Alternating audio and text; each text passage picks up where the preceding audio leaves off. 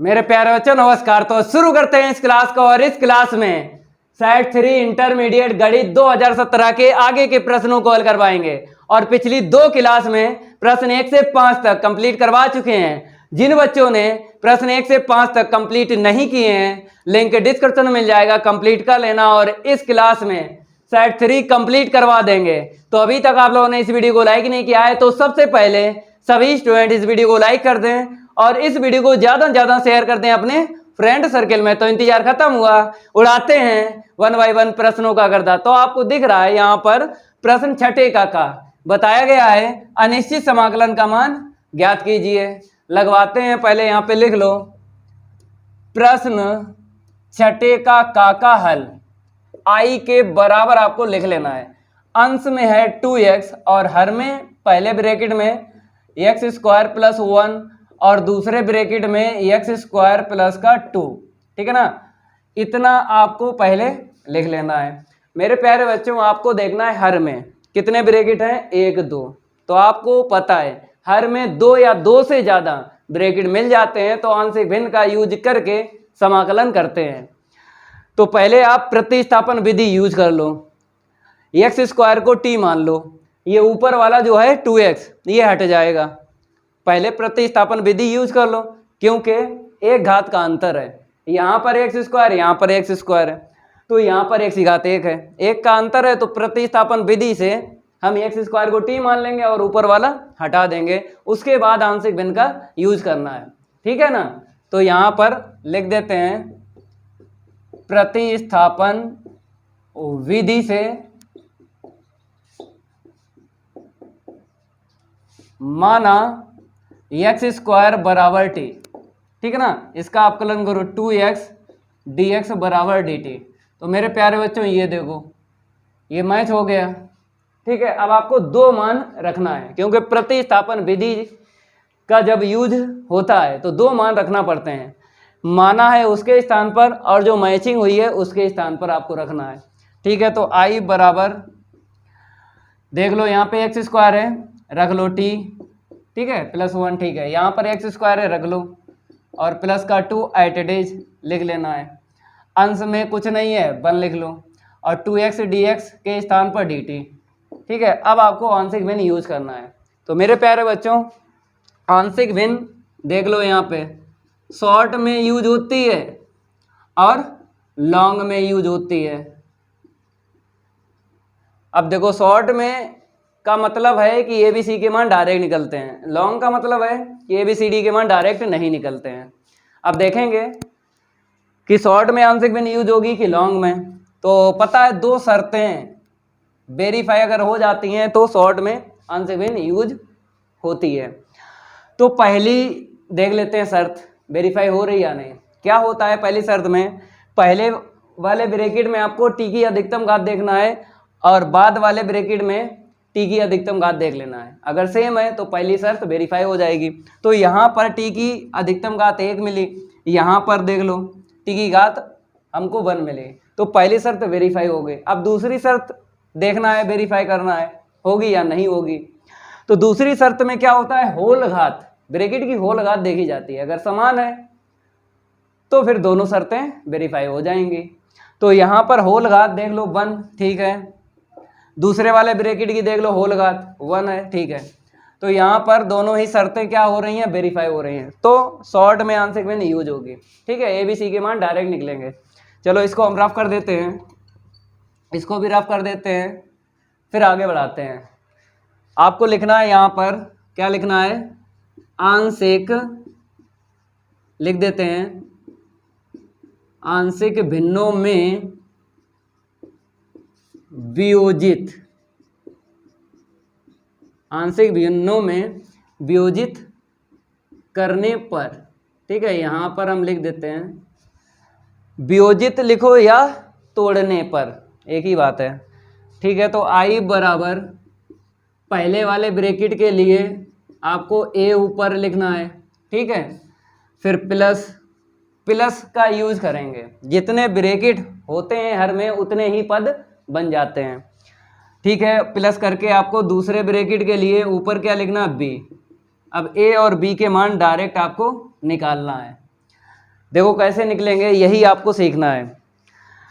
ए का मान निकालना है, ए के बटे देखो t+1 है, ठीक है, तो यहाँ पर आपको छुपाना है t+1 ऐसे करके। ये तभी छुपेगा जब ये ब्रैकेट 0 बनेगा। अब बताओ t के स्थान पर कितना मान रख दें इस ब्रैकेट में, ये 0 बन जाए। आप कहोगे -1 रख दो, 0 बन जाएगा, ठीक है, -1 रखने पर ये ब्रैकेट 0 बन जाएगा, तो इसे छुपा लो। अब जहाँ जहाँ t है रख लो, -1 रखना है यहाँ पे, तो हल करेंगे कितना मिलेगा नीचे 1, टोटल 1 मिला, तो ए का मान पता चल गया। जैसे ए का मान पता चल गया ऐसे ही आपको बी का मान निकालना है। अब बी के अपान आपको देखना है, यहाँ पर ब्रैकेट देखो t+2 है, आपको यहाँ पर छुपाना है। ये कब छुपेगा, जब ये 0 बनेगा, तो t के स्थान पे क्या रख दो, -2, तभी तो 0 बनेगा। अब कहोगे कि सर ये मान अपने पास से रख रहे हैं, अपने पास से नहीं रख रहे हैं, इसको 0 कर लो बराबर, मान पता चल जाता है कि कितना हमें रखना पड़ेगा, ठीक है। तो ऐसा नहीं करते क्योंकि टाइम लगता है, डायरेक्ट आपको बोलना है, पता है यहीं से निकलता है मान, तो डायरेक्ट बोलो t के स्थान पर -2 रख दो, ये दूसरा ब्रैकेट क्या हो जाएगा, 0 हो जाएगा, 0 हो जाएगा और b का मान निकल आएगा। छुपा लो इसे। अब जहाँ जहाँ t है कितना रख दो, -2 रख दो, तो क्या नीचे मिला -1, टोटल हल करेंगे -1 मिलेगा, ठीक है ना। तो a और b का मान पता चल गया। जब a और b का मान पता चल गया, उसको हटा के समाकलन कर देना है। चलो आगे बढ़ते हैं, इतना नोट कर लो जल्दी। अब इसको हम रफ करेंगे और आगे हल करवाएंगे। तो i बराबर a हटा दो, मान पता चल गया, ठीक है, यहाँ से b हटा दो, मान पता चल गया, प्लस माइनस माइनस, ठीक है, 1/t+2। चलो भाई कितने पद हैं, 2 पद हैं, 1/1 पद का समाकलन करना है। पहले पद का करेंगे तो 1 घात है होल, तो लॉग में फार्मूला यूज होगा। अब समाकलन में क्या होता है, अवकलन होता है जब चर चेंज होता है। तो कैसे मैचिंग करना है, d के पास में t है और यहाँ पे t+1 है, तो t और t+1, t और t+1 चर चेंज है तो अवकलन करना है नीचे, और रैखिक का ही करना है, इतना ध्यान रखना। ये रैखिक है, 1 घात होती है तो रैखिक बोलते हैं, ठीक है। अवकलन करेंगे, यहाँ पर पहला पद जैसे किया है वैसे ही दूसरा पद आपको करना है, ठीक है। अवकलन करो नीचे t के सापेक्ष, क्योंकि t के सापेक्ष समाकलन हो रहा, तो t के सापेक्ष ही अवकलन करना है। समाकलन होने के बाद c को जोड़ देते हैं, ठीक है। इसको हम रफ करेंगे और आगे बढ़ते हैं, इतना आप लोग नोट कर लो। अब देखो यहाँ पे i बराबर नीचे क्या मिलेगा, 1 मिलेगा, नहीं लिखेंगे, ठीक है, तो log t+1, यहाँ पर भी 1 निकलेगा, नीचे ना लिखो, अंतर तो पड़ेगा नहीं। अब मेरे प्यारे बच्चों t का मान यहाँ पे रख दो x², ठीक है, और उसके बाद आंतरशीट छोड़ देना है। छोड़ेंगे या नहीं देख लो। log का गुणांक यहाँ पर अगर सेम है तो आंतरशीट नहीं छोड़ सकते, log का फार्मूला यूज करके ही आपको छोड़ना है। अगर log का गुणांक समान है तो यहाँ पे 1 है, यहाँ पे 1 है, ठीक है, तो log का फार्मूला लग जाएगा log m/n। तो अभी नहीं छोड़ सकते, फार्मूला लगाने के बाद, ठीक है। log m हो गया ऊपर और n हो गया नीचे, और प्लस का c, अलग अलग मापांक है, होल मापांक में इसे चेंज कर लो। इसे हम रफ कर देते हैं, होल मापांक में इसको चेंज करेंगे, ठीक है। आगे बढ़ते हैं, i बराबर लिख लो log t+1/t+2 और प्लस का c। बता देते हैं, 2 सम्मिश्र संख्याएं हैं, अगर उनका अलग अलग मापांक है तो होल मापांक में दोनों सम्मिश्र संख्याएं लिखी जाती हैं। ये आपने क्लास 11 में पढ़ा होगा सम्मिश्र संख्याओं में, ठीक है। तो यूज कर लिया, होल मापांक में चेंज कर लिया। अब आपको t का मान वापस रख देना है। क्या माना था, x² को t माना था, जहाँ जहाँ t है x² रख लो, तो x² प्लस का 2 और प्लस का c। ये कंप्लीट हो गया, नोट कर लो। इसका तो गर्दा उड़ गया। चलो भाई आगे बढ़ते हैं, थोड़ा रैपिड फायर ले लेते हैं। अगले प्रश्न की ये बारी नहीं करेंगे, उसके साथ कोई यारी। ठीक है, यहाँ पे नंबर हम चेंज करते हैं। देख लो अगला प्रश्न, कहता है अवकल समीकरण इतना बराबर इतना, फिर बोला है y बराबर 1 यदि x बराबर 1 को हल कीजिए। ठीक है, तो आपको ये अवकल समीकरण हल करना है। ठीक है, और यहाँ पर जो मान दिए गए हैं इसका मतलब है आपको c का मान निकालना पड़ेगा। ठीक है, पहले आपको व्यापक हल निकालना है अवकल समीकरण का, उसके बाद इसका यूज करके c का मान निकलेगा, वापस रख देंगे तो विशिष्ट हल निकल आएगा। अवकल समीकरण क्या निकल आएगा? विशिष्ट हल। विशिष्ट हल तभी निकलता है जब आपको फुटकर x और y के मान मिल जाते हैं। ठीक है, एक कोटि एक घात के अवकल समीकरण में। तो ध्यान रखना है जितना हम बता रहे हैं। ठीक है, पहले लिख लो अवकल समीकरण। तो X square D Y plus का एक्स वाई प्लस का वाई स्क्वायर और डी एक्स बराबर 0। तो X square D Y plus X Y plus Y square D X बराबर 0। एक कोटि एक घात के अवकल समीकरण को हल करने के लिए कितनी विधि हैं? 3 विधि, जिनमें से एक विधि यूज होगी। तो अभी पता नहीं है कौन सी विधि यूज होगी, तो हम आपको चेक करवाते हैं कौन सी विधि यहाँ पे यूज होगी। तो पहली विधि है, देख लो यहाँ पे नाम लिख देते हैं, चरों को पृथक करने की विधि। पहली विधि का नाम ये है। दूसरी विधि का नाम देख लो, समघातीय अवकल समीकरण। ठीक है, तीसरी विधि का नाम देख लो, रैखिक अवकल समीकरण। अब 1 बाय 1 चेक करेंगे, जो यूज होगी उसे यूज करेंगे, बाकी हटा देंगे। तो पहले ये देख लो, चरों को पृथक करने की विधि चेक करते हैं। इसका मतलब क्या है? एक्स का पद डी एक्स के पास होना चाहिए और वाई का पद डी वाई के पास होना चाहिए। तो ऐसा है तो ये विधि यूज हो जाएगी। देख लो, डी वाई के पास में वाई चर होना चाहिए, है क्या? X square. यहाँ पे देख लो, अगर हम कॉमन ले लें वाई, तो ब्रैकेट में क्या मिलेगा? X plus Y. तो एक्स प्लस वाई जानते हो, मतलब दो पद कभी भी अलग नहीं कर सकते हो अगर प्लस के। तो यहाँ पे डी एक्स है, चर एक्स ही होना चाहिए, लेकिन बाहर बाई है और अंदर भी बाई मिला है, तो ये विधि यूज नहीं होगी। ठीक है, चर सेपरेट नहीं है, क्या करें हम। अब दूसरी विधि देखो, समघातीय अवकल समीकरण। समघातीय में क्या होता है? देख लो, हर एक पद में समान घातें, हर एक पद में समान घातें अगर हैं, हर एक पद में समान घातें अगर हैं तो ये विधि यूज होगी। तो यहाँ पर देख लो 2, यहाँ पर घात कितनी मिल गई? 1 और 1 2, यहाँ पर कितनी मिल गई? 2। समान घातें मिली हैं हर एक पद में, 1 2 3 समान घातें दिख रही हैं, तो समघातीय अवकल समीकरण यूज होगा। और जैसे बता रहे हैं ऐसे ही चेक करना है, नहीं तो पूरे यूट्यूब पे आपको पता है जाल ही चल रहा है। अवकल समीकरण किसी ने नहीं सही पढ़ा पाया। वो 50 रुपए के जो टीचर होते हैं वो कहते हैं आइए हमने रटा है आप भी रटिए, तो ऐसे कोई नहीं बताएगा आपको पूरे यूट्यूब पे।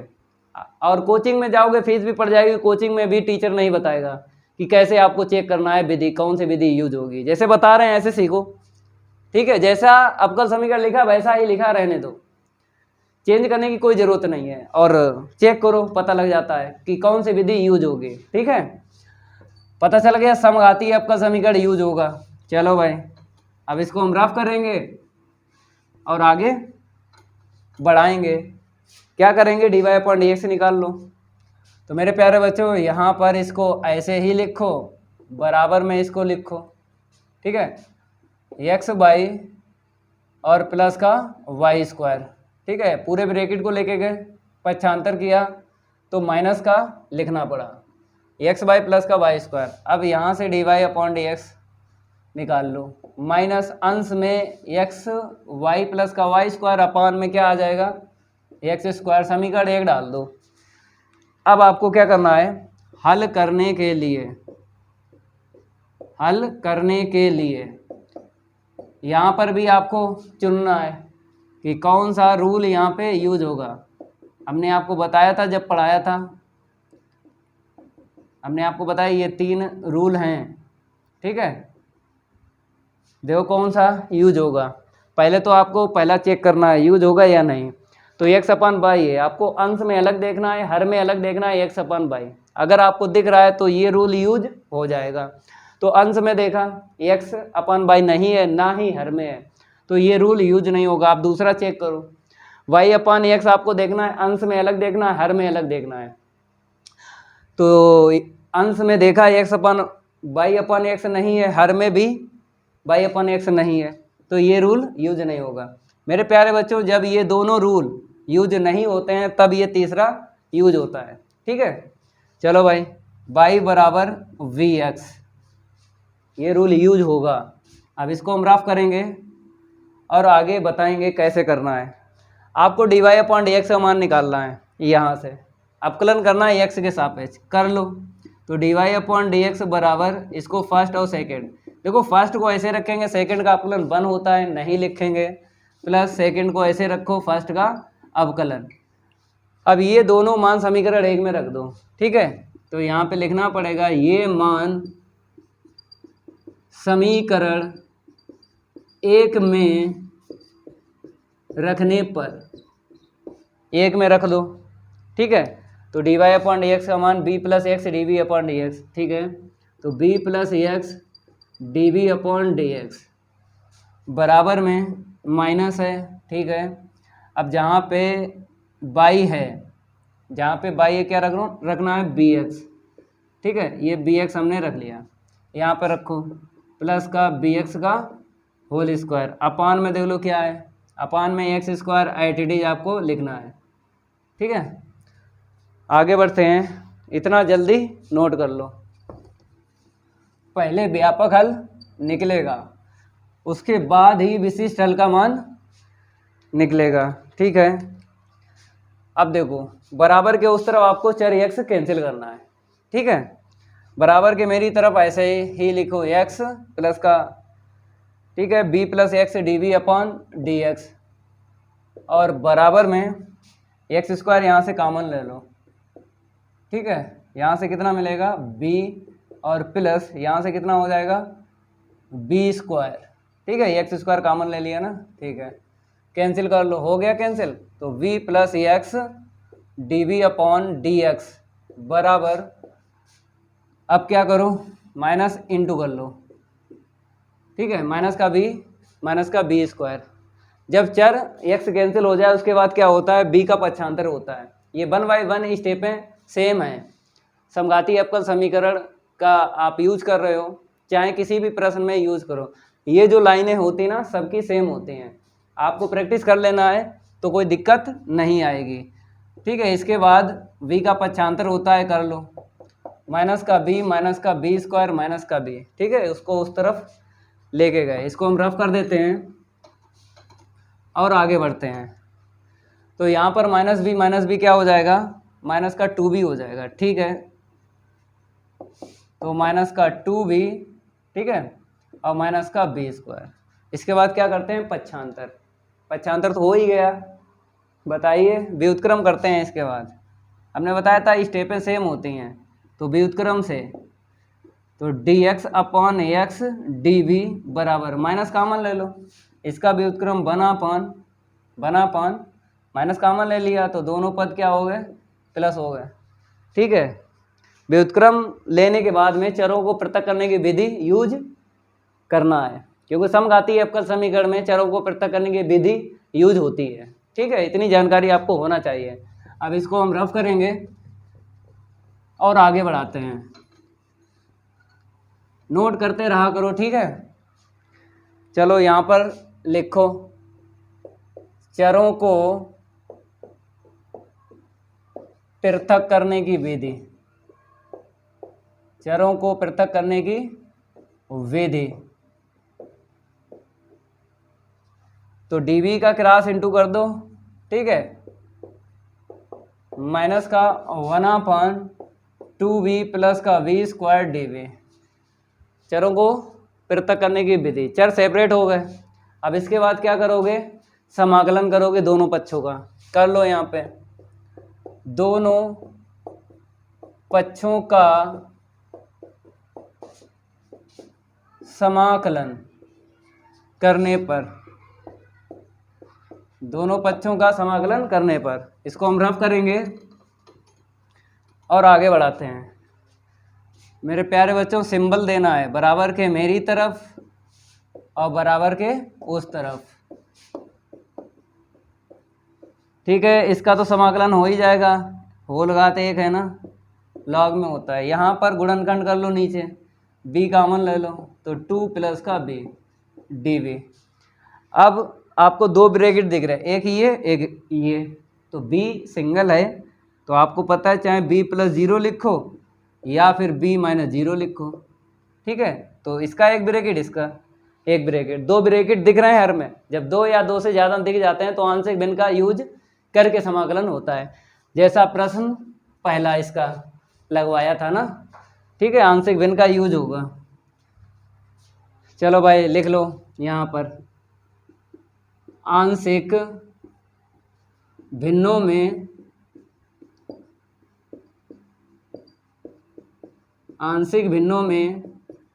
वियोजित करने पर, आंशिक भिन्नों में वियोजित करेंगे, इसको हम रफ करेंगे और आगे बढ़ाएंगे। मेरे प्यारे बच्चों, बराबर के मेरी तरफ एटीज लिख लो, बराबर में v के लिए ऊपर a लिखो, फिर प्लस 2 प्लस v के लिए ऊपर b लिखो।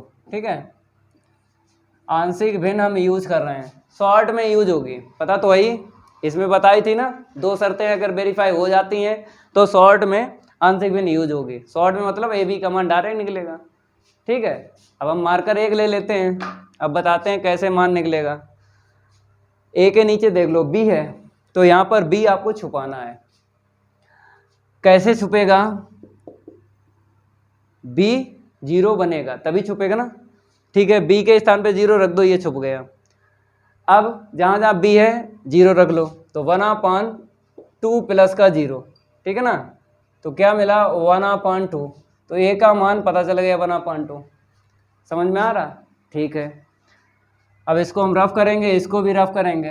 अब हमको क्या निकालना है? b का मान। तो b के नीचे देख लो, यहाँ पे क्या है 2 + b है, तो यहाँ पर 2 + b आपको छुपाना है। ये कब छुपेगा? जब 0 बनेगा ना तभी छुपेगा। तो v के स्थान पर आपको कितना रखना है? यहाँ पे -2 रखना है, तभी 0 बनेगा। ठीक है, 0 बनेगा तो छुपेगा। अब जहाँ जहाँ b है कितना रखना है? -2। यहाँ पे सिंगल b है तो माइनस का नीचे 2 आ जाएगा। हल करोगे तो -1/2। ठीक है ना, तो a और b का मान हमें पता चल गया। जब पता चल गया, a और b को हटा के समाकलन कर देना है। ठीक है, इतना हम रफ कर देते हैं और आगे बढ़ते हैं। अब देखो आगे, तो बराबर के मेरी तरफ एटीज लिख लो, यहाँ पे 1/2b। ठीक है, नीचे 2 आ जाएगा। यहाँ पे देखो प्लस माइनस माइनस हो जाएगा, 1/2 × 2 प्लस का v, और यहाँ पे dv कॉमन ले लो, 1/2, उसके बाद समाकलन कर लो, log mod x, और माइनस का इंटू भी कर लो। ठीक है, ये पहले आ जाएगा क्योंकि ये प्लस का हो जाएगा, ये माइनस का बाद में लिख दो। दो पद हैं, कर लो समाकलन।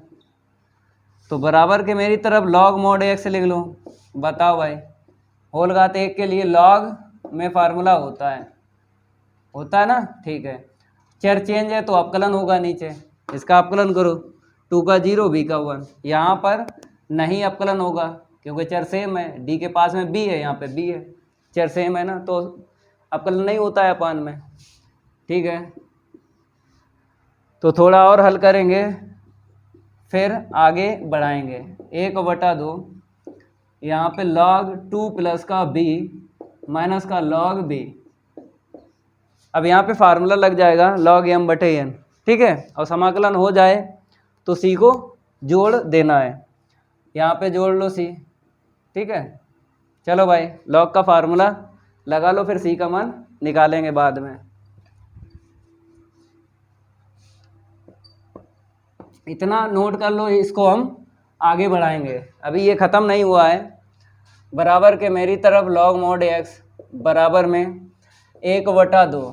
अब log m बटे n लगा लो, तो 2 प्लस का v, ठीक है, अपान में b। अलग अलग मोड है, होल मापांक में इसे चेंज कर लेंगे क्योंकि एक रूल आपने पढ़ा है, बताते हैं। 2 प्लस का v अपान v और प्लस का c, ठीक है। यहाँ पर थोड़ा स्पेस ले लेते हैं। Z1 और Z2 दो सम्मिश्र संख्याएं, अलग अलग अगर मापांक है तो दोनों सम्मिश्र संख्याओं का होल मापांक में लिखा जाता है, ठीक है। ये रूल यहाँ पे यूज हुआ। अब इसको समीकरण कितना डालना है? 2, क्योंकि एक तो डाल चुके हो, 2 अभी डालोगे, बाद में डालोगे। पहले b का मान रख लो, उसके बाद समीकरण 2 डालना है। चलो भाई इतना नोट कर लो, b का मान रखने के बाद समीकरण 2 डालेंगे। y बराबर क्या रखा था? bx, तो v के स्थान पे रख लो y अपान x, जहाँ जहाँ है b रख लो। तो log mod x बराबर 1/2 log, तो यहाँ पे रखो 2 प्लस y अपान x अपान में y अपान x और प्लस का c। लघुत्तम ले लो, नीचे वाला कट जाएगा। log mod x बराबर 1/2 log mod में कितना आएगा? 2x प्लस का y अपान में क्या बचेगा? y। लघुत्तम लेके x काट दिया, x कैंसिल हो गया, लिखा नहीं है, ऊपर वाला x और नीचे वाला x। अब इसे समीकरण 2 डालो।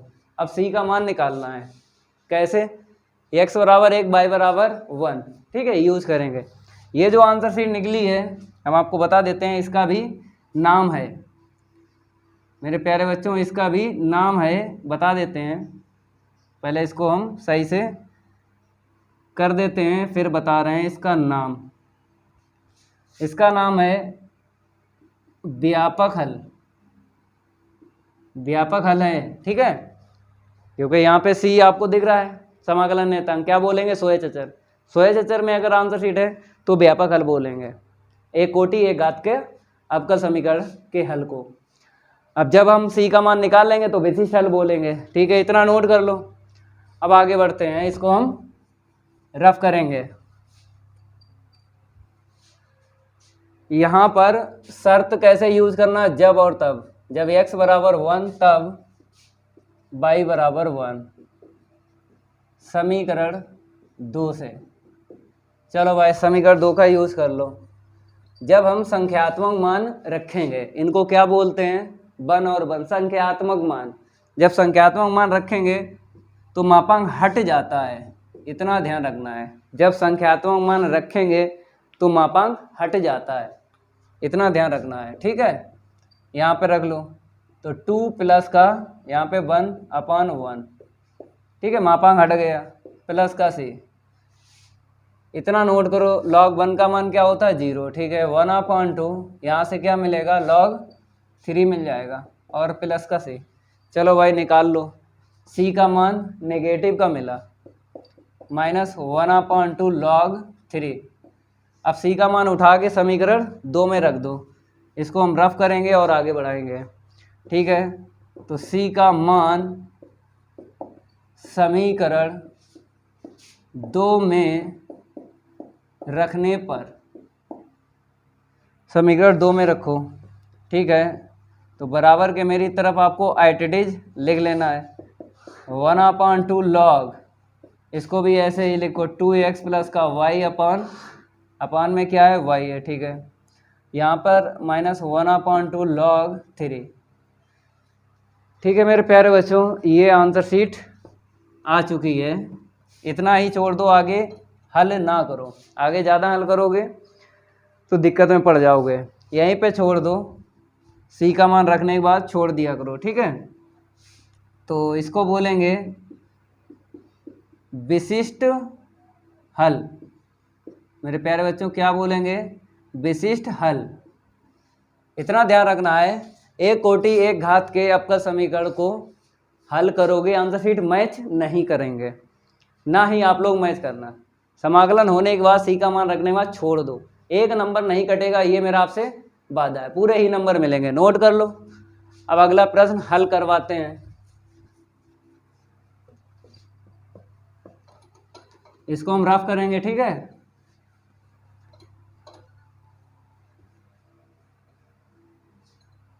चलो भाई, कौन सा है? ये वाला। ये हो गया, ये हो गया। अगला है गा। ठीक है, यहाँ पर क्या बताया है? यदि किसी त्रिभुज एबीसी के शीर्षों के किसी बिंदु ओ के सापेक्ष स्थिति सदिश क्रमशः वेक्टर ए, वेक्टर बी तथा वेक्टर सी हैं, तो सिद्ध कीजिए कि त्रिभुज एबीसी का क्षेत्रफल इतना है। ये सिद्ध करना है। ठीक है, पहले हम क्या करेंगे? त्रिभुज एबीसी बना लेते हैं। ये त्रिभुज बन गया एबीसी। ये ए है और ये बी है और ये सी है। अब क्या बोला? शीर्षों के किसी बिंदु ओ के सापेक्ष स्थिति सदिश। तो आपको पता है ये शीर्ष हैं। शीर्ष ए का स्थिति सदिश क्या होता है? Vector O A. शीर्ष बी का स्थिति सदिश क्या होता है? Vector O B. शीर्ष सी का स्थिति सदिश क्या होता है? Vector O C. तो आपको यही दिखाना है और ये दिए हैं vector A, vector B, vector C. तो इस त्रिभुज के आसपास बाउंड्री पर कहीं पर ले लो मूल बिंदु, ये वाला बिंदु ओ मूल बिंदु लेना है, क्योंकि स्थिति सदिश में पहला बिंदु मूल बिंदु होता है। तो यहाँ पर हम ले लेते हैं ओ। ठीक है, ये हो गया स्थिति सदिश मेरे प्यारे बच्चों। वेक्टर ए का ओ ए दिया गया है वेक्टर ए प्रश्न में। फिर शीर्ष बी का स्थिति सदिश ओ बी हो गया, ये वेक्टर बी दे दिया गया है। वेक्टर सी का स्थिति सदिश वेक्टर ओ सी, ये सी दे दिया गया है। ठीक है ना। और अब कहा है त्रिभुज ए बी सी का क्षेत्रफल। आंसर शीट सामने है, सिद्ध करना है। तो छोटा वाला फार्मूला आपको याद होगा, 1/2 vector A cross vector B, ये याद है। ठीक है, त्रिभुज का क्षेत्रफल ये होता है। मतलब यहाँ पर क्रमागत हमने ले ली है। क्या ले ली है? सदिश ले लिए क्रमागत। लेकिन यहाँ पर आपको शीर्ष एक पकड़ना है, चाहे इसको पकड़ लो, चाहे इसको पकड़ लो, चाहे इसको पकड़ लो, क्योंकि ये नहीं यूज करना है। चाहे ये यूज करो, ठीक है, या फिर अगर आपने शीर्ष ए पकड़ा तो ये फार्मूला यूज करना है। अगर शीर्ष बी पकड़ा तो फार्मूला ये वाला यूज करना है। ठीक है, या अगर आपने शीर्ष पकड़ा है सी तो फार्मूला ये यूज करना है, सी ए सी बी, कोई सा यूज करो, चाहे ये यूज करो, चाहे ये, चाहे ये, आंसर शीट सेम निकलेगी। मतलब जो सिद्ध करना है आंसर शीट सेम निकलेगी, चाहे इससे करो, चाहे इससे, चाहे इससे। तो हम क्या करेंगे? शीर्ष ए पकड़ लेते हैं। ठीक है, तो ये वाला फार्मूला यूज करेंगे। इसके लिए होमवर्क डाल देते हैं, कर लेना इस फार्मूले से। इस फार्मूले के लिए भी होमवर्क डाल देते हैं, करना, आंसर शीट निकल आएगी। ये मेरा आपसे वादा है। ठीक है, तो फार्मूला आपको देख लेना है कौन सा यूज होगा। ये यूज होगा तो यहाँ पर वेक्टर ए बी और वेक्टर ए सी का मान आपको रखना है सदिश में, भुजाओं के सदिश। ठीक है, ए बी सी में मान रखना है। तो वेक्टर ए बी का मान निकाल लो, फार्मूला तो पता है, बाद वाले में से पहले वाला माइनस होता है। तो ओ बी का कितना सदिश है? वेक्टर बी है, ओ ए का वेक्टर ए है। ठीक है, अब ए सी का मान निकाल लो। तो बाद वाला पहले, पहले वाला बाद में। अब ओ सी का कितना है? सी है, माइनस ओ ए का कितना है? वेक्टर ए है। ठीक है, तो ए बी क्रॉस ए सी। ठीक है, यही फार्मूला यूज करना है, लिख लो। त्रिभुज ए बी सी का क्षेत्रफल बराबर 1/2 vector A B cross vector A C. चलो मान रख लो, थोड़ा यहाँ से लिखेंगे, मेरे पास स्पेस वहाँ पे कम है। ठीक है, ए बी कहाँ गया? ये है, बी माइनस का वेक्टर ए। ठीक है, क्रॉस ए सी देख लो, सी माइनस का ए। ठीक है, डायरेक्ट आपको क्रॉस करना है, क्योंकि यहाँ पे आई कैप, जे कैप, के कैप नहीं है। होता तो टेबल बनती, टेबल नहीं बनेगी, डायरेक्ट ही आपको करना है। चलो भाई, इतना नोट कर लो, जल्दी नोट कर लो इतना। अब आगे बढ़ते हैं मेरे प्यारे बच्चों। ठीक है, बराबर 1/2 पहले हम b का c के साथ कर लेते हैं, ये रहा, और जो पहले है उसे पहले लिखना है, जो बाद में उसे बाद में लिखना है। b का c के साथ हो गया, b का a के साथ कर लो, फिर a का c के साथ कर लो,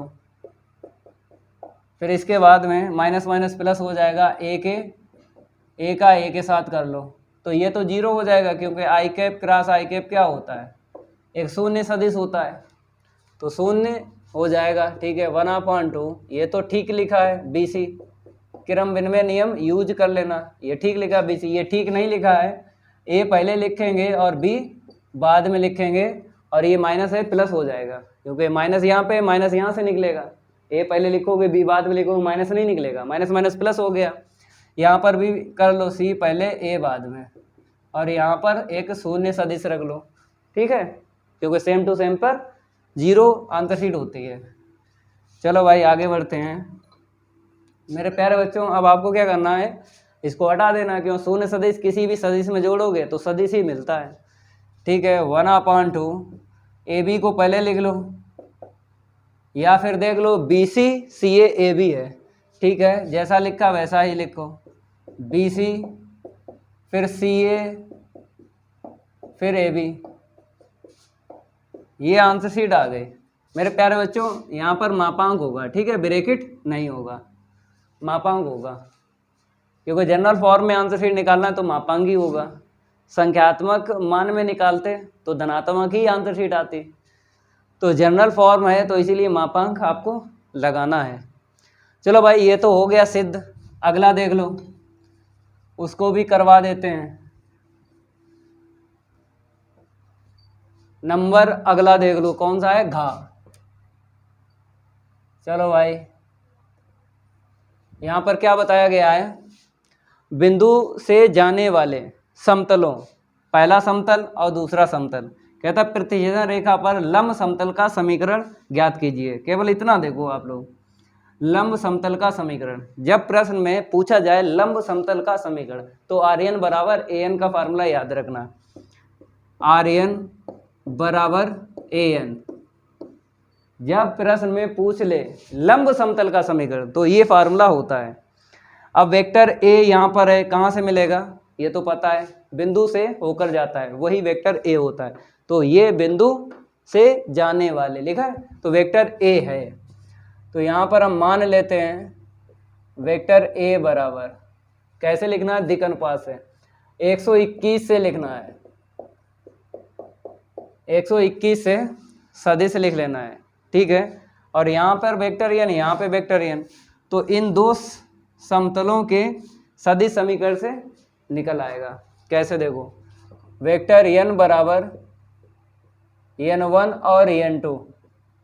ठीक है, n1 ये वाला सदिश है और n2 ये वाला है। ठीक है, पहले वाले समतल से वेक्टर n1 और बाद वाले समतल से वेक्टर n2। तो मेरे प्यारे बच्चों टेबल बना लो, आई कैप जे कैप के कैप, दिक् अनुपात लिख लो n1। ठीक है, वेक्टर n1 है तो 311। ठीक है, 311, और बाद वाला क्या है, वेक्टर n2, यहाँ से मिल जाएगा 142, 142। ठीक है, अब प्रसार कर दो, वेक्टर n पता चल जाएगा। किसके सापेक्ष प्रसार करोगे, r1 के सापेक्ष करोगे, r1 के सापेक्ष प्रसार करने पर, r1 के सापेक्ष क्या करेंगे, प्रसार करेंगे। ठीक है, अगर चिन्ह ना याद हो तो याद कर लेना इसको। ठीक है, पहला तो प्लस यहाँ पे लिखा जाएगा, लिखेंगे नहीं पहला पद में प्लस, आई कैप उठा लो, इसकी पंक्ति इसका स्तंभ छुपा लो, इसका इसमें इंटू करो 2 मिलेगा, माइनस के बाद में 4 मिला, फिर माइनस यहाँ से उठा लो और यहाँ से जे कैप उठा लो, इसकी पंक्ति इसका स्तंभ छुप गया, इसका इसमें गुणा करोगे -6 मिलेगा, माइनस के बाद में इसका इसमें गुणा करोगे 1 मिलेगा, यहाँ से प्लस उठा लो, यहाँ से के कैप उठा लो, अब के कैप की पंक्ति स्तंभ छुपा लो, छुप गया, गुणा कर लो, 4 3 12, माइनस के बाद में -1 मिलेगा, माइनस माइनस प्लस का 1। ठीक है, आगे बढ़ते हैं, यहाँ पे कितना हुआ, माइनस का 2 आई कैप, यहाँ से माइनस माइनस प्लस 7 जे कैप, वहाँ से प्लस का 13 के कैप, ये वेक्टर एन आ गया। ठीक है, ए पता वेक्टर, वेक्टर एन पता, लंब समतल का समीकरण लगा लो फार्मूला। हिंदी जरूर लिखना है, क्योंकि अगर हिंदी नहीं फार्मूले की याद है तो हिंदी वाला जो प्रश्न है लगा नहीं पाओगे, क्योंकि हिंदी याद है फार्मूले की तभी तो बता सकते हो कि प्रश्न में फार्मूला कौन सा लगेगा। जब पढ़ोगे प्रश्न तो पता लग जाता है फार्मूला कौन सा लगेगा। ठीक है, तो हिंदी तो लिखना ही लिखना है। तो यहाँ पे लिख देते हैं हिंदी फार्मूले की, बिंदु वेक्टर ए से होकर जाने वाला और सदिश वेक्टर n पर लंब समतल का समीकरण, लंब समतल का समीकरण। ठीक है, आर एन बराबर ए एन लगा लेंगे, इसको हम रफ करेंगे और आगे बढ़ते हैं। इतना आप लोग नोट कर लो, vector R dot vector N बराबर vector A dot vector N. ठीक है, vector R dot vector A का और वेक्टर एन का सदिश लिखना है। वेक्टर ए का देख लो, यहाँ से 121 से लिखना है मेरे प्यारे बच्चों, 121 से आपको सदिश लिख लेना है। वेक्टर एन का यहाँ से देख लो, 2 7 13, 2 7 13। देख लो एक बार और, माइनस का 2 प्लस का 7 प्लस का 13। ठीक है, यहाँ पर भी लिख लो 2 7 और फिर 13। इसको तो ITTG लिख लो, 2 7 13। चलो भाई अदिश गुणन कर लो, पहला पद -2 मिलेगा, इसका इसमें गुणा करोगे 14 मिलेगा प्लस का, लास्ट वाला करोगे माइनस का 13 मिलेगा। ठीक है, इतना नोट कर लो। अब आगे बढ़ते हैं, इसको हम रफ कर देते हैं। ठीक है, अब देखो वहाँ पर हल करेंगे, इसको तो ऐसे ही लिखो, 2i कैप प्लस का 7j कैप प्लस का 13k कैप बराबर 14 प्लस का माइनस का जोड़ लो, यहाँ पे 13 यहाँ पे 2 है, 15 हो गया ना, 13 2 15। ठीक है, तो फिर एक लाइन हम लिखते हैं, 2i कैप प्लस का 7j कैप प्लस का 13k कैप बराबर क्या मिलेगा, -1 मिलेगा। ठीक है, और यहाँ पर पहला पद माइनस का दिख रहा है तो माइनस से गुणा कर दो, तो पहला पद प्लस का ही आपको रखना है। ठीक है, तो माइनस से गुणा कर दो, तो 2i कैप माइनस का 7j कैप माइनस का 13k कैप, माइनस माइनस क्या हो जाएगा प्लस। ये समतल का समीकरण निकला है, सदिश रूप में निकला है। किस में निकला है, सदिश रूप में। अब प्रश्न में देख लो, सदिश रूप में पूछा गया कि कार्तीय रूप में। लंब समतल का समीकरण ज्ञात कीजिए, तो बताया नहीं गया है कि सदिश रूप में ज्ञात करना है कि कार्तीय रूप में। जब प्रश्न में ना बताया जाए तब आपको दोनों रूप में आंसर शीट निकालना है, सदिश रूप में भी निकालना है और कार्तीय रूप में भी निकालना है। तो निकलवाते हैं कार्तीय रूप में, इसको पहले रफ करते हैं। कुछ नहीं करना है, वेक्टर आर के स्थान पर आपको एक्स वाई जेड का सदिश लिख लेना है, एक्स आई कैप वाई जे कैप प्लस जेड के कैप। ठीक है, और फिर डॉट यहाँ पे क्या है, 2 7 13, 2 7 13 और बराबर में क्या है 1 है।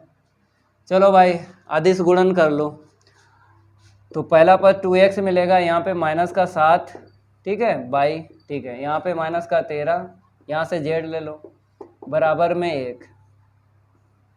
ये आ गया कार्तीय रूप में, ये समतल का समीकरण निकला है लेकिन कार्तीय रूप में निकला है। ठीक है, ये सदिश रूप में, ये कार्तीय रूप में। ये प्रश्न कंप्लीट हो गया। अब अगले वाले प्रश्न की बात करेंगे। ये प्रश्न रिपीट हुआ है, कहाँ पे हो चुका है, 2020 का चौथा सेट है और सेट कोड है 324 XD। प्रश्न बताया है छठे का घा, तो इसको आप लोग कर लेना। ठीक है, ये रिपीट प्रश्न हुआ है। अगला जो प्रश्न है ये चा, ठीक है, ये भी रिपीट हुआ है, कहाँ पे हो चुका है 2018 का दूसरा सेट और प्रश्न बताया छठे का घा। तो तो कर लेना इसको भी। ठीक है, प्रश्न 6 जो कंप्लीट हो गया। अब प्रश्न 7 कंप्लीट करवाते हैं, इतना नोट कर लो जल्दी।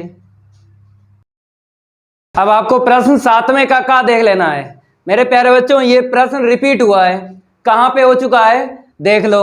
2020 का तीसरा सेट है और सेट कोड है 324 EXC। प्रश्न बताया है नमे का और फर्स्ट पार्ट। ठीक है, तो इसको कर लेना, ये रिपीट प्रश्न हुआ है। अगला जो प्रश्न है ये भी रिपीट हुआ है, कहाँ पे हो चुका है देख लो। 2018 का दूसरा सेट बताया है और प्रश्न है 7वें का, तो इसको आप लोग कर लेना। अब बात करेंगे प्रश्न 8 की और इसका का देख लो। यहाँ पर क्या बताया, यदि वेक्टर ए, वेक्टर बी तथा वेक्टर सी 3 असमतलीय सदिश हों।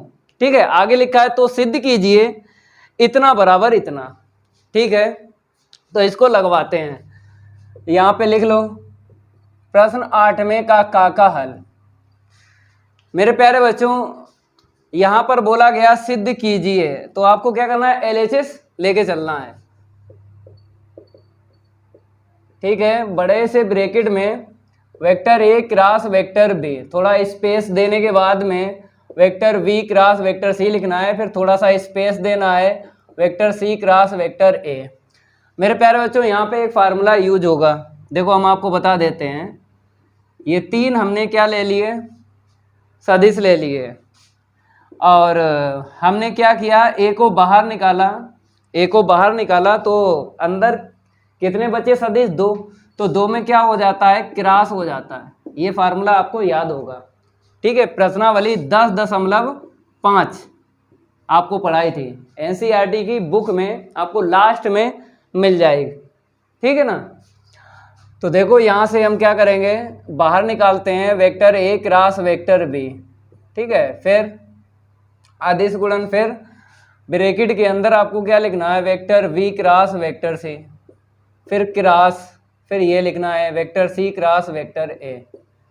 ठीक है, ऐसे करके बाहर निकाला, फिर आदिश गुणन, फिर ब्रैकेट में क्रॉस, बाहर निकाला ए क्रॉस बी को, अंदर ये 2 सदिश बचे तो इनका क्रॉस करना है। अब इसके बाद में हम इसको डी मान लेते हैं, क्योंकि एक फार्मूला और यहाँ पे यूज होगा। क्या मान लेते हैं यहाँ पे, इसको डी मान लेते हैं, vector C cross vector A. तो यहाँ पर हमने क्या किया, वेक्टर डी बराबर vector V cross vector C ले लिया, क्योंकि यहाँ पर एक फार्मूला बन रहा है और यूज करेंगे। बताते हैं कौन सा फार्मूला लगेगा। मेरे प्यारे बच्चों देख लो, आपने पढ़ा होगा, ये पढ़ा होगा ऐसे करके। तो मेरे प्यारे बच्चों क्या होता है इस फार्मूले में, 1 2 3, पहले तो आपको क्या लिखना है, 132, तो 1 में डॉट लगाना है 3 का, फिर बाहर लिखना है नंबर 2, फिर माइनस के बाद में 132 हो गया, फिर दूसरे वाले पद में जैसा है 123 है ना, तो 123 लिखना है। तो 1 का अदिश गुणन दूसरे में और बाहर तीसरा रखना है, मतलब 123 से हमने ये फार्मूला बनाया है, 132 फिर माइनस के बाद में 123। ठीक है, ये फार्मूला यूज होगा। चलो भाई याद कर लेना, ये फार्मूला यूज कर रहे हैं, vector A cross vector B, यहाँ पे अदिश गुणन। अब देखो 1 2 3 डाल दिया, वेक्टर डी का डॉट लगेगा, देखो ना 1 3 2, 1 3 2, अब 2 को बाहर रखो, फिर माइनस के बाद में 1 2 में लगा लो डॉट, 1 2 में डॉट लगा लिया, बाहर क्या रखोगे नंबर 3। ठीक है, ये फार्मूला हमने यूज कर लिया, 132 माइनस 123, इसको हम रफ करते हैं और ये कहीं ना कहीं आप लोग नोट कर लेना। ठीक है, अब वेक्टर डी का मान रख लो यहाँ पर जो आपने माना था। ठीक है, vector A cross vector B, vector D क्या है, vector B cross vector C, और बाहर डॉट लगाना है वेक्टर ए का, फिर बाहर क्या है सी है, मेरे प्यारे बच्चों, हमने वेक्टर डी का मान यहाँ से रखा, ठीक है, दो सदिश में क्रॉस है और ये डॉट फिर वेक्टर है और बाहर क्या है, ये सी, ठीक है ना। और एक ब्रैकेट और यूज करना है, ये वाला, ठीक है। चलो भाई, वेक्टर डी क्या है, vector V cross vector C, ये ब्रैकेट यूज हो गया, फिर डॉट सी ब्रैकेट यूज हो गया, फिर बाहर आपको रखना है वेक्टर ए, फिर ब्रैकेट आपको यूज करना है, ठीक है। ब्रैकेट पे ज़्यादा आपको ध्यान देना है, क्योंकि ब्रैकेट गड़बड़ा गए तो फिर नहीं लगा पाओगे। अब इसको अंदर भेजेंगे मेरे प्यारे बच्चों, इसको क्या करेंगे, अंदर भेजेंगे। तो जो पहले है उसे पहले, जो बाद में उसे बाद में, और लास्ट वाला जो है बाद वाला अंदर गया ना, तो ऐसे लिखा जाता है। ये भी फार्मूला है मेरे प्यारे बच्चों, ये क्या है, ये भी फार्मूला है। ए को अंदर भेजा तो ऐसे लिखा जाता है BCA, ठीक है। अभी फार्मूला हमने यहाँ पे यूज़ किया था, इसको बाहर निकाला, फिर अंदर हमने क्रॉस किया, तो अब हमको अंदर क्रॉस मिला और बाहर क्या मिला, डॉट। चाहे आगे से निकालो चाहे पीछे से निकालो, फार्मूला सेम है, ठीक है। अब यहाँ पे आ जाओ, बाहर क्या है मेरे पास, वेक्टर सी है माइनस। अब यहाँ पे देखो, अंदर डालेंगे तो VCC ये मिलेगा और बाहर क्या है, वेक्टर ए। अब यहाँ पर दो सदिश सेम टू सेम है ब्रैकेट में, तो आंसर शीट क्या रहती है बताइए, 0 रहती है। इतना ध्यान रखना, जब भी आपको दो सदिश सेम टू सेम मिल जाए तो आंसर शीट 0 आपको रख देना है। इसको कैसे लिखना है, BCA है ना, आपको क्या चाहिए, ABC चाहिए, तो इसको घुमा सकते हैं। BCA को ABC लिखा जाता है और CAB भी लिखा जाता है, ठीक है। हमने आपको बताया प्रश्नावली 10.5 का बेसिक पढ़ लेना, प्लेलिस्ट में आपको कंप्लीट मिल जाएगा, तो आपके ज़्यादा समझ में आएगा ये, ठीक है। तो यहाँ पर ये डॉट इसे दे दो, इस बार क्या करेंगे, ये बाहर है ना डॉट, ठीक है, और ये ब्रैकेट में BCA और इसे अलग कर लो, ठीक है। ये डॉट इसको दे दिया, फिर यहाँ पर इसको डॉट देना है, A क्रॉस V, फिर डॉट ये A, और इसका तो हो ही जाएगा 0, तो बाकी सब 0 लिख दो। क्या करोगे लिख के, ये क्या आएगा, 0 ही आएगा बाद वाला पद, ठीक है। यहाँ से 0 और ये अदिश इसके साथ C के साथ लिख दिया, इसके साथ A के साथ क्या करोगे लिख के, क्योंकि आंसर शीट तो 0 आएगी ना, ठीक है। इतना नोट करो। अब आगे बढ़ते हैं, अभी ये ख़त्म नहीं हुआ है, ठीक है, थोड़ा समझना है, ब्रैकेट का खेल है और कुछ नहीं है। अब इसको अंदर दे दो तो क्या लिखा जाएगा, ABC। जब हमने अंदर भेज दिया तो ऐसे लिखा जाता है, ठीक है। अब यहाँ पर ABC पहले से है और बाद वाला पद 0 हो गया, तो यहाँ पे BCA है, तो हमने क्या कर लिया, ABC लिख लिया, ठीक है, क्योंकि इसका मान जो है वही इसका निकलता है, सेम टू सेम लिखा जाता है, ठीक है। ABC क्या हो गया, ABC का वर्ग। अगर आपको ये समझ में ना आया हो 8वें का तो आप लोग जरूर प्रश्नावली 10.5 का बेसिक जरूर पढ़ लेना।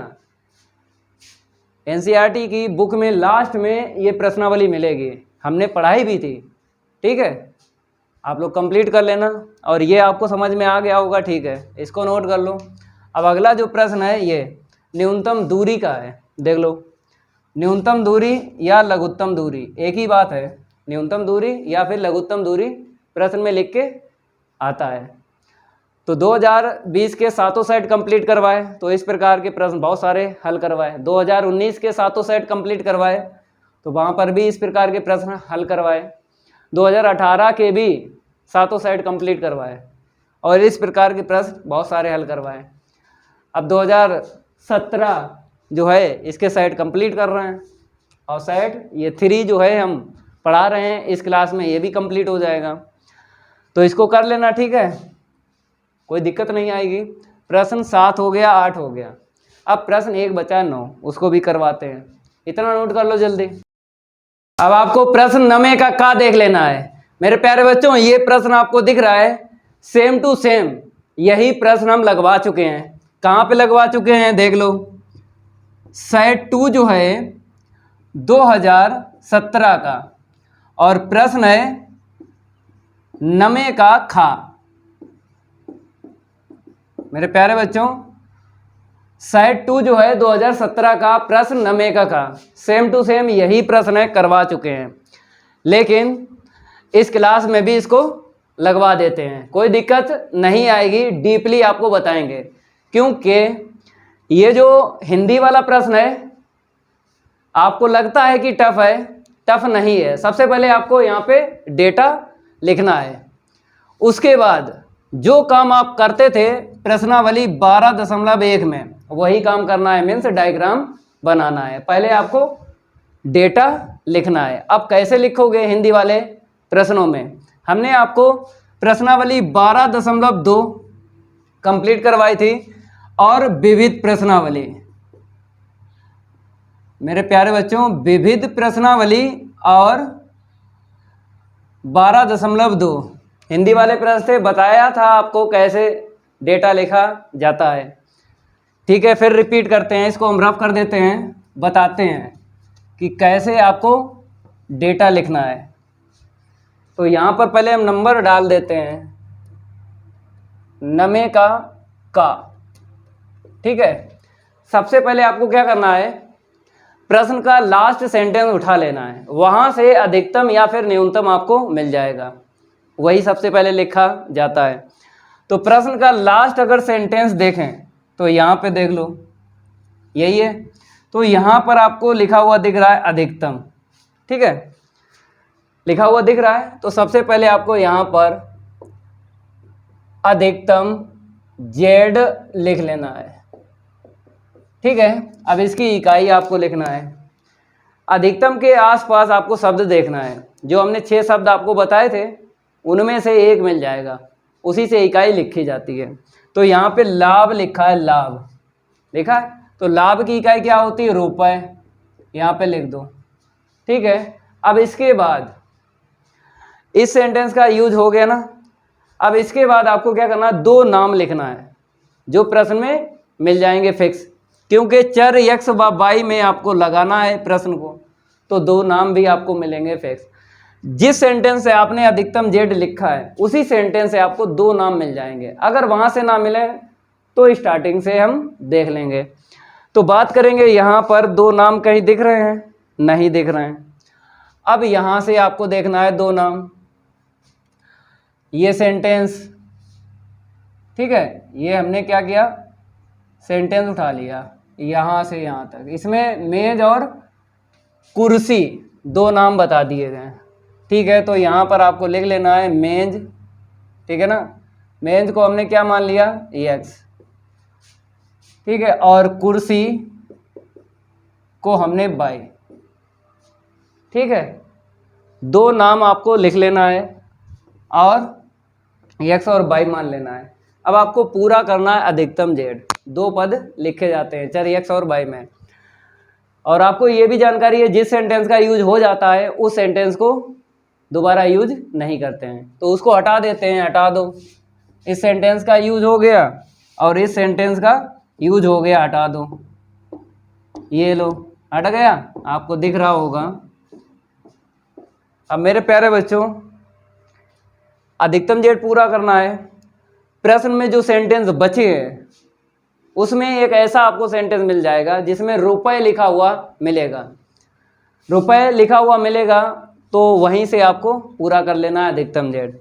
तो देख लो सेंटेंस कौन सा है जिसमें रुपए लिखे हैं, ये सेंटेंस है, देख लो, इसमें देखो रुपए आपको दिख रहे हैं लिखे हुए, 15 रुपये मेज पर और 10 रुपये कुर्सी पर। तो मेरे प्यारे बच्चों, कैसे लिखना है, यहाँ पे x है, गुणा करना है, क्योंकि मेज को x माना है और मेज पर कितने रुपए बताए हैं, 15 रुपये, ठीक है। इंटू करेंगे तो क्या मिलेगा, 15x रुपये। तो रुपये तो पहले ही लिखा हुआ मिल गया, ठीक है, इतना लिखना है 15x। जैसा आपने मेज x के लिए लिखा है ना पहला पद, ऐसे ही आपको क्या करना है, कुर्सी y के लिए लिखना है। तो y का इंटू करना है किस में, देख लो कुर्सी पर 10 रुपये, कुर्सी पर 10 रुपये गुणा करेंगे 10y रुपये मिलेगा। तो रुपये तो लिखा हुआ मिल गया, मैच हो गया। ठीक है, ये मैच नहीं हुआ है, प्लस करके आपको लिखना है और यहाँ पे फिक्स है, ये चिन्ह प्लस ही आएगा, कभी भी माइनस नहीं आ सकता। ठीक है, अब इसके बाद आपको क्या करना है, अवरोध और लिखना है, अस्मिकाएं।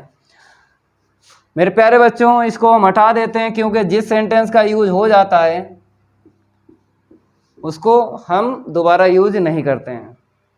अब देखो यहाँ पर क्या बताया, मेज 200। मेरे प्यारे बच्चों, मेज 200, तो 200 से ज़्यादा तो मेज है नहीं, तो क्या करना है, x लेस देन इक्वल 200 या 200 से कम ही आपको मेजें मिलेंगे। फिर बताया 400 कुर्सी बनाने का उस पर पर्याप्त कच्चा माल है। इस सेंटेंस को हम उठा रहे हैं, कुर्सी के लिए लिख लिया, ऐसे ही आपको मतलब मेज के लिए लिख लिया, कुर्सी के लिए आपको लिखना है। कुर्सी को बाई माना है, कितना बताया, 400 हैं, 400 या 400 से कम। ठीक है, इस सेंटेंस का यूज हो गया, इसको हटा दो। अब देख लो अगला सेंटेंस, यहाँ पर देख लो ये सेंटेंस 1/1 आपको सेंटेंस उठाना है और डेटा को लिखना है। तो यहाँ पर लिखा है, किंतु गोदाम में एक समय में 400 नग, नग का मतलब होता है जोड़ा, जोड़ा मेज और कुर्सी को बोलते हैं, यहाँ पर बोलेंगे मेज और कुर्सी को, नग का मतलब जोड़ा होता है। ठीक है, से अधिक नहीं आ सकता है। तो जोड़ा हमने क्या ले लिया, x और y। ठीक है, जोड़ा x और y, कहता है से अधिक नहीं, किससे अधिक नहीं, 400 से अधिक नहीं, तो 400 या 400 से कम। ठीक है, इसका यूज हो गया ना इस सेंटेंस का। अब इसको हटा देते हैं। अब अगला सेंटेंस देख लो। अगला सेंटेंस बताया है, एक मेज को बनाने में 3 दिन, एक कुर्सी को बनाने में 1 दिन। ठीक है, कुर्सी को क्या माना है, x माना है, तो क्या हो जाएगा, 3x हो जाएगा, फिर प्लस। अब मेज को क्या माना है, y माना है, एक मेज ये उठाना है यहाँ से। कुर्सी को क्या माना है, y, तो 1 दिन कुर्सी के लिए, तो 1y। इसके बाद में इसका टोटलिंग बताएगा, क्योंकि यहाँ पे जो मात्रक है दिन, और यहाँ पर भी दिन है और यहाँ पर भी दिन है, तो इसका एक अवरोध बन जाएगा। कहता है के लिए उसके पास 600 दिन हैं, मतलब 600 या 600 से कम दिन रहेंगे, ज़्यादा नहीं रहेंगे, तो लेस देन इक्वल यूज अस्मिका करना है। सेंटेंस का यूज हो गया ना, हटा दो। अब देख लो कोई ऐसा सेंटेंस बचा है इसमें जो यूज ना हुआ हो, सारे हो गए, हो गए। अब 2 अवरोध अपने पास से लिखना है, ये नहीं दिए जाते हैं हिंदी वाले प्रश्नों में। ठीक है, डेटा ऐसे करके लिखना है। लिखने के बाद अब आपको पता है क्या करते हैं, अस्मिकाओं को समीकरण के रूप में लिखने पर, यहाँ पे लिख लो, अस्मिकाओं को समीकरण के रूप में लिखने पर। ठीक है, अब आपको क्या करना है, इतना नोट करना, उसको रफ करेंगे और समीकरण बनाएंगे उस तरफ। ठीक है, इसको हम रफ कर देते हैं। मेरे प्यारे बच्चों, रफ हो गया। अब आपको यहाँ से लिखना है। ठीक है, पहला बन जाएगा समीकरण x बराबर 200, दूसरा बन जाएगा y बराबर 400। अब यहाँ से अंताखंड बन जाएगा x प्लस वाई बराबर क्या है, 400। अंताखंड पता है ना, x के अपान a प्लस वाई के अपान b बराबर 1। ये बनाना है अंताखंड। बराबर क्या चाहिए, 1 चाहिए, तो 400 नीचे ले आएंगे, बराबर मिल जाएगा 1, मिल गया। अब बीच में हमको क्या चाहिए, प्लस चाहिए, तो आपको x के बटे 400 लिखना है और y के बटे 400 लिखना है। ठीक है, तो बीच में प्लस मिल जाएगा, तो x के बटे 400 प्लस y के बटे 400 बराबर 1। इसे नंबर 3 डाल दो। अब यहाँ पर आ जाओ, 3x प्लस का y बराबर 600। अब इसका भी अंताखंड बना लो, 600 नीचे हम ले आएंगे, ये लो 600 बराबर 1, ठीक है ना। अब इसको हम रफ करेंगे। अब 600 जो है 3x के बटे लिख लो, क्योंकि बीच में हमें प्लस चाहिए, कट्टा पेटी कर लो। 200 तो x के बटे 200 y के बटे 600 बराबर 1, इसे नंबर 4 डाल लो। अब यहाँ से और देख लो, x ग्रेटर देन इक्वल 0 है तो x बराबर 0 लिख दो, इसे नंबर 5 डाल दो। y ग्रेटर देन इक्वल 0 है, y बराबर 0, इसे नंबर 6 डाल दो, ठीक है। इसके बाद आपको पता है डब्बा बनाने के लिए z बराबर 0 करना पड़ता है। चलो z क्या है 15x और प्लस का 10y बराबर 0, तो यहाँ से बिंदु निकलेगा। तो x के बटे y बराबर -10/15, 5 दूनी 10, 5 तीन 15, तो x के बटे y बराबर -2/3, तो x कामा y बराबर क्या मिला हमको -2,3 मिला, ठीक है। उतना लिखो। अब इस तरफ डायग्राम बनवाते हैं, पहले इसको हम रफ कर देते हैं। रफ हो गया मेरे प्यारे बच्चों। अब आपको स्केल निकाल लेना है, ठीक है। ये है मेरी स्केल। ऊर्ध्वाधर रेखा खींच लेते हैं, उसके बाद क्षैतिज रेखा खींचेंगे। ये ऊर्ध्वाधर रेखा, ठीक है। मार्कर चेंज कर लेते हैं और फिर क्षैतिज रेखा खींच लेते हैं।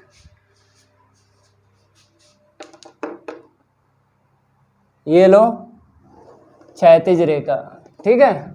अब आपको क्या करना है, यहाँ पर आपको लिख देना है x अक्ष, इतना तो काम करो। इसका अपोजिट यहाँ पे x डैश, यहाँ पर y अक्ष लिख दो। अब इसका अपोजिट यहाँ पे y डैश।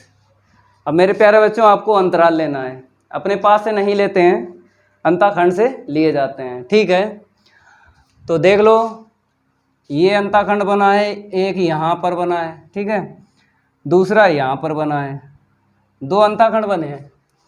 तो x के नीचे 400, यहाँ पे 200 है, ठीक है। अधिकतम मिला है 400 और दोनों जगह क्या है प्लस ही है। तो धनात्मक x अक्ष पे आपको अंतराल लेना है, 10 से लेना है, 50 से लेना है, किससे लेना है आपकी मर्जी। तो यहाँ पे 400 है तो 100 से ले लेते हैं, ठीक है। तो कितनी लाइनें करना पड़ेंगी, यहाँ पे 4 लाइनें करना पड़ेंगी।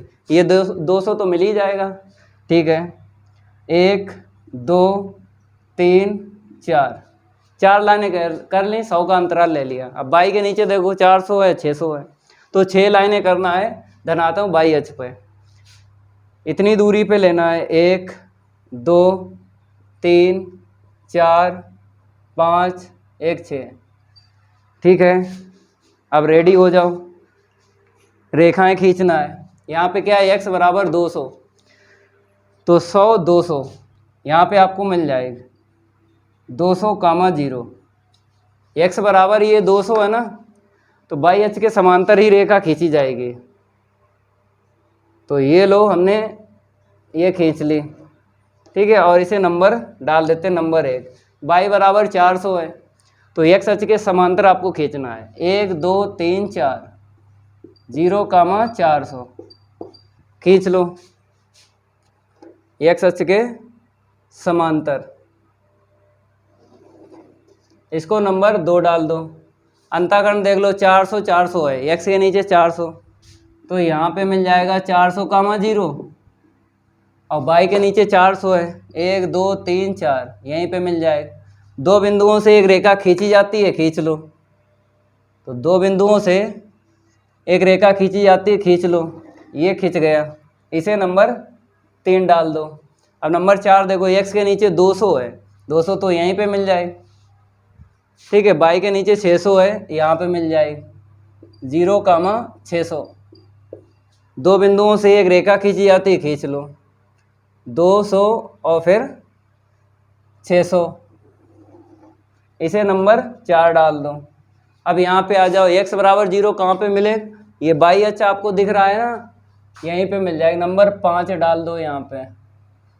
अब y बराबर 0 कहाँ पे मिले, ये x अक्ष है ना, क्षैतिज रेखा, यहाँ पर मिल जाएगा, नंबर 6 डाल दो। इसके बाद ये z बराबर 0 से आपको क्या करना है, डब्बा बनाना है। अब बिंदु का सिस्टम अलग होता है। जैसे आपने यहाँ पे अंतराल रखा है 100 से, तो जब बिंदु की अगर बात करेंगे तो इस अंतराल को जब यूज करेंगे तो 1 2 3 करके ही आपको यूज करना है, इतना ध्यान रखना है। चाहे आप 50 से अंतराल ले लो, चाहे 10 से ले लो, चाहे 60 से ले लो, चाहे 20 से ले लो, बिंदु की अगर बात करेंगे तो 1 2 3 करके ही गिनना है, इसी अंतराल को अगर यूज करना है। या फिर आप अलग अंतराल ले लो बिंदु का, क्योंकि अगर ये अंतराल यूज करेंगे तो बड़ा सा डब्बा बनेगा, और इसका अंतराल अलग अगर ले लो तो छोटा सा डब्बा बनेगा। डब्बा चाहे छोटा बनाओ चाहे बड़ा, आंसर शीट पे अंतर नहीं पड़ता है। तो यहाँ पे हम छोटा ही डब्बा बनाएंगे। तो हम क्या कर लेते हैं, पार्ट कर लेते हैं, इसके 2 पार्ट कर लिए, लेकिन आंसर शीट इसी से निकलेगी। आपने अंताखंड से अंतराल लिए हैं ना ये वाले, इसी से आंसर शीट निकलेगी। चाहे इसको आप डिवाइड कर लो, उससे मतलब नहीं होता है। तो ठीक है, x बराबर -2 है, तो इतनी दूरी पर यहाँ पे 1 हो गया और ये 2 हो गया। y का मान 3 है, 1 2 3 यहाँ पे मिल जाए। चलो छोटा डब्बा बनाते हैं, इसका अंतराल हमने अलग ले लिया है, ये लो, ठीक है, और ये लो। चलो भाई, मूल बिंदु से रेखा खींच लो। किससे खींच लो? मूल बिंदु से। z बराबर 0, यहाँ पे बिंदु लिख दो -2, 3। अब आपको क्या करना है, तीर लगाना है।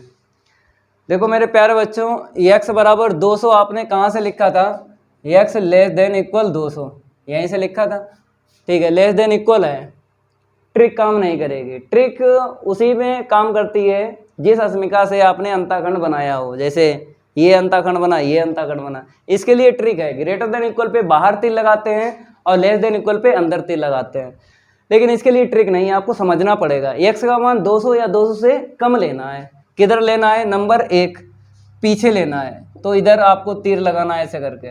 पीछे लेना है तो आपको ऐसे लगाना है, मतलब x का मान कम लेना है, तो इधर ही तो चलोगे ना, 200 से 100, फिर माइनस का मिल जाएगा ऐसे करके, ठीक है। अब y बराबर 400 कहाँ से लिखा था, यहाँ पे देखो <= है, मतलब यहाँ पर भी ट्रिक काम नहीं करेगी, आपको समझना है। y का मान 400 या 400 से कम लेना है, तो नंबर 2 यही तो है, नीचे ही लेना है। ये 400 है, कम लेना है 400 या 400 से कम, तो नीचे ही आपको दिशा देनी है तीर की, ठीक है। इसके लिए ट्रिक नहीं है, आपको समझना है।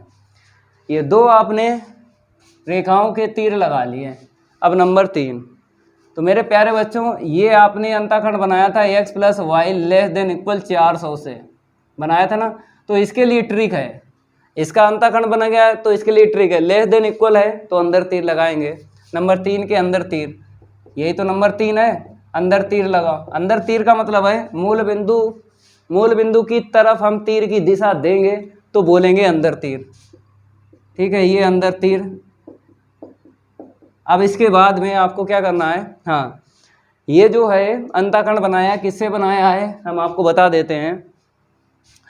3x + का y <= 600, तो इसके लिए भी ट्रिक है, क्योंकि इस अस्मिका से आपने अंताखंड बना लिया तो ट्रिक काम करेगी। <= पे अंदर तीर लगाना है, नंबर 4, रेखा नंबर 4 यही है, अंदर तीर लगाओ।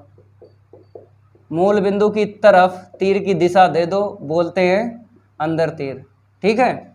इसके लग गए। अब आ जाओ यहाँ पर, x बराबर 0, y बराबर 0 आपने ऐसे करके लिखा था, मतलब इससे लिखा था x बराबर 0 और इससे लिखा था y बराबर 0, तो इसके लिए ट्रिक नहीं है। आपको समझना है x का मान 0 या 0 से बड़ा लेना है। किधर लेना है? धनात्मक x अक्ष की ओर। तो नंबर कौन सा है? 5, यही नंबर 5 है। इसके तीर आपको ऐसे लगाना है, x का मान ज़्यादा लेना ना 0 या 0 से, तो इस तरफ आपको लेना है। इसके लिए भी ट्रिक नहीं है, आपको समझना है। y का मान 0 या 0 से बड़ा लेना है, तो नंबर 6 है, यही है। y का मान ऊपर ही लेना है, 0 या 0 से बड़ा, तो आपको दिशा देनी है ऊपर की ओर तीर की, ठीक है, ऐसे करके। अब बताओ कहाँ पे छायांकित होगा? जहाँ पे सारे के सारे तीर मिल जाते हैं वहीं पे छायांकित होता है। तो मेरे प्यारे बच्चों, यहाँ पे छायांकित होगा, ये पोर्शन है ना, छायांकित होगा। लेकिन अगर चाहो तो दूसरा तरीका भी है, आपके पास 2-3 पटरी हो तो उससे पता लग जाता है। देखो ऐसे पटरी रख लो यहाँ पर, इस रेखा ने बोला पीछे छायांकित नहीं होगा, आगे होगा। एक पटरी यहाँ पे रख लो, इसने बोला नीचे नहीं होगा, ऊपर होगा। फिर एक पटरी यहाँ पे रख लो, इसने बोला पीछे नहीं होगा आगे होगा, फिर एक पटरी यहाँ पे रख लो, इसने बोला आगे होगा पीछे नहीं होगा, ठीक है। और यहाँ पे पटरी आपने रखी ही ली है यहाँ पर और यहाँ पर, तो यही तो छायांकित होगा ये।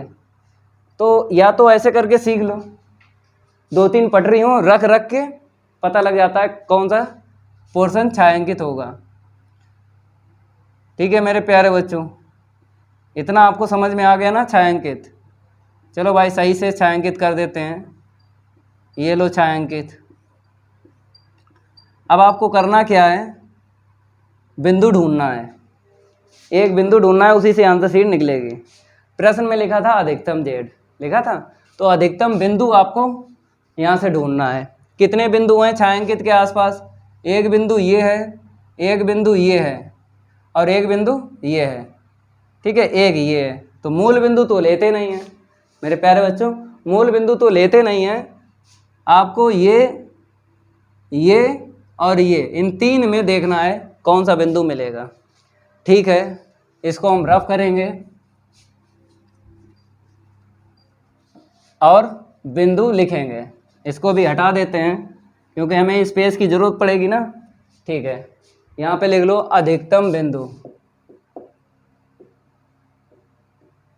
क्या लिख लो, अधिकतम बिंदु। आपको पटरी निकाल लेना है, क्या निकाल लेना है, पटरी। जेड वाली रेखा पर आपको रखना है, ठीक है, फिर आगे खिसकाना है। जेड वाली रेखा है, पटरी रख लो। अब आगे बढ़ाएंगे पटरी, जो सबसे बाद में बिंदु मिलेगा वही होगा अधिकतम बिंदु। तो आगे बढ़ाया, कौन सा सबसे बाद में मिला, ये मिला। फिर एक बार देख लो, पटरी को आगे बढ़ाया, ये बिंदु पहले मिल गया, फिर ये बाद में मिला, सबसे लास्ट में ये मिला, तो यही अधिकतम बिंदु है। ठीक है, एक बार फिर दिखाते हैं, सबसे बाद में जो बिंदु मिलेगा वही अधिकतम बिंदु है। ठीक है, अब समांतर रेखा खींच लो। समांतर रेखा से ये पता लग जाता है मेरे प्यारे बच्चों कि जेड की जो रेखा है ना, उस रेखा से कितनी दूरी पर ये बिंदु है, तो ये पता लग जाता है। यहाँ पे सही से लिख देते हैं, ठीक है, और कहीं रफ नहीं हुआ है। ठीक है, तो ये बिंदु मिला है, बताइए कितना है। तो ठीक है, हम लंब देख लेते हैं। एक्स अक्ष पे लंब डाल दिया ऐसे करके, क्योंकि एक्स का मान चाहिए लंब, और आपका लंब पड़ा पड़ाया रहेगा क्योंकि ग्राफ पे बनाओगे तो महीन सी लाइनें जो होती हैं देख लेना है, यहाँ पर टच जरूर होगी। तो अंतराल 100 का लिया है, तो 100 मिल गया एक्स का मान। ठीक है, अब y का मान देख लो, तो लंब डाल दो, सामने ही पड़ा है अंतराल पे, तो 100, 200, 300, 100 का अंतराल है, तो ये मिल गया हमको y का मान 300। ठीक है, यही आपको लिख लेना है वहाँ पे, 100, 300, 100, 300। ठीक है, तो x बराबर क्या है, 100, और y बराबर क्या है, 300। ठीक है, अब मेंज को क्या माना था, x, तो मेंजें कितनी पता चली, 100। कुर्सी को क्या माना था आपने, y, तो कुर्सी कितनी पता चली, 300। ठीक है, अब अधिकतम जेड निकाल लेना है। ठीक है, अधिकतम जेड बराबर, तो इसको हम रफ कर देते हैं, यहीं से लिख लेते हैं, यही तो है 15x प्लस का 10y, इसको भी रफ कर देते हैं। अब आपको x और y के मान रख लेना है, आंसर शीट आ जाएगी, और इसकी इकाई आपको लिखना है, रुपए में आंसर शीट आएगी। ठीक है, 15x का मान 100 प्लस 10 y का मान 300। ठीक है, बाद में रुपए लिख देना है, तो यहाँ पे 1500 और यहाँ पे 3000। ठीक है, 2 जीरो ऐसे ही रख लो, 0, 5, 5, कितना मिला, 3000। ठीक है, और 1500 और जोड़ लो, 3000 और 1500, 4500 रुपये। तो मेरे प्यारे बच्चों, प्रश्न 9 का कंप्लीट हो गया। एक और बचा प्रश्न, उसको भी कंप्लीट करवाएंगे, लास्ट प्रश्न है, इतना नोट कर लो, फिर उसको करवाते हैं, जल्दी नोट करो इतना। अब आपको प्रश्न 9 का खा देख लेना है। यहाँ पर बताया गया है, यदि a बराबर इतना हो तो a plus A dash upon 2 तथा a minus A dash upon 2 ज्ञात कीजिए। बहुत सरल है, ठीक है, लगवाते हैं इसको। यहाँ पे लिख लो नमे का खा का हल। यहाँ पर आपको क्या लिखा हुआ दिख रहा है? यदि। यदि का मतलब क्या होता है? दिया है। ठीक है, तो आपको लिख लेना है दिया गया आव्यूह। मेरे प्यारे बच्चों क्या लिखना है? दिया गया आव्यूह ए बराबर 0 ए वे, ठीक है ना, माइनस का ए 0 सी माइनस का बी माइनस का सी 0। यहाँ पर देखो इसका मान हमें निकालना है और इसका मान, तो यहाँ पर ए डैश और यहाँ पर भी ए डैश है, मतलब ए का आपको परिवर्त पहले निकालना है, जरूरत पड़ेगी तो निकालो। ए का परिवर्त इंग्लिश में बोलते हैं ट्रांसपोज, हिंदी में बोलते हैं परिवर्त।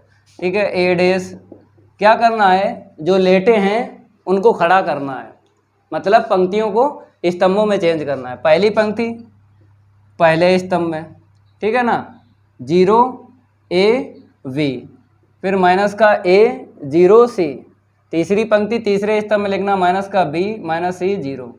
ठीक है, ए प्लस ए डैश क्या करेंगे? पहले हम ए प्लस ए डैश निकाल लेते हैं। चलो भाई मान रख लो, ए का मान 0 ए वी माइनस का ए 0 सी माइनस का बी माइनस का सी 0।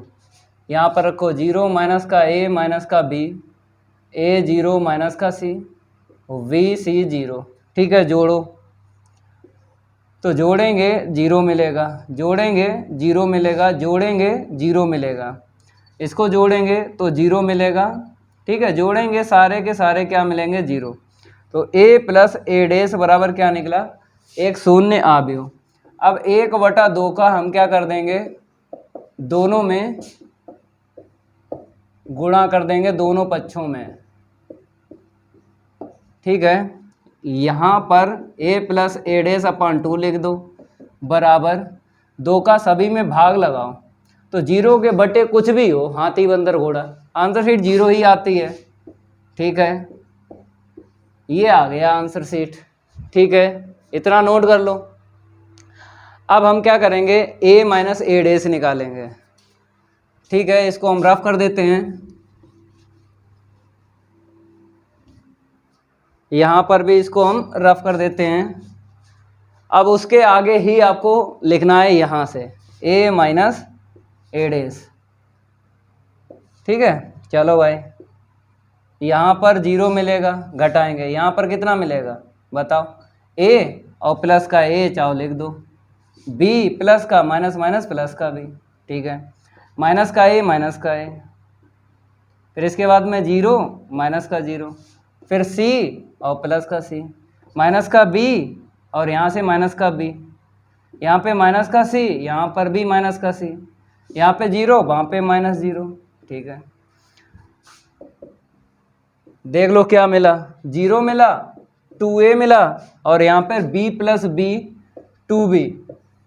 ठीक है, यहाँ पर माइनस का 2a मिला और बीचा बीच में 0 मिला और c प्लस c 2c मिला, यहाँ पर माइनस का 2b मिला, यहाँ पर माइनस का 2c मिला और लास्ट वाला 0 माइनस 0 0। ये निकला है a माइनस ए डैश के बराबर। मेरे प्यारे बच्चों, ये निकला है a माइनस ए डैश के बराबर। अब क्या करना है? यहाँ पर बटे में 2 है, 1/2 का हम गुणा कर देंगे दोनों पक्षों में। ठीक है, तो 0 2a 2b, मार्कर चेंज कर लेते हैं, आगे लिखते हैं माइनस का 2a 0 2c माइनस का 2b माइनस का 2c 0। अब 2 का भाग लगाओ, 2 का भाग लगाएंगे, यहाँ से 0, यहाँ से a मिला, यहाँ से b मिला, यहाँ से माइनस a मिला, यहाँ से 0 मिला, यहाँ से c मिला, यहाँ से माइनस का b मिला, यहाँ से माइनस का c मिला, यहाँ से 0। तो a minus A dash upon 2 का मान इतना निकला। मेरे प्यारे बच्चों, प्रश्न 9 का जो है सेकंड प्रश्न ये भी कंप्लीट हो गया। कहने मतलब है ये सेट जो है 3 2017 का इस क्लास में कंप्लीट करवा दिया है, हो गया कंप्लीट। अब अगली क्लास में हम क्या करेंगे? सेट 4 लाएंगे 2017 का, उसके प्रश्नों को हल करवाएंगे। अगर ये मेरी क्लास अच्छी लगी हो तो वीडियो को लाइक कर देना है और इस वीडियो को ज़्यादा से ज़्यादा शेयर कर देना अपने फ्रेंड सर्कल में। मिलते हैं अगली क्लास में, आज के लिए इतना ही काफ़ी है। धन्यवाद।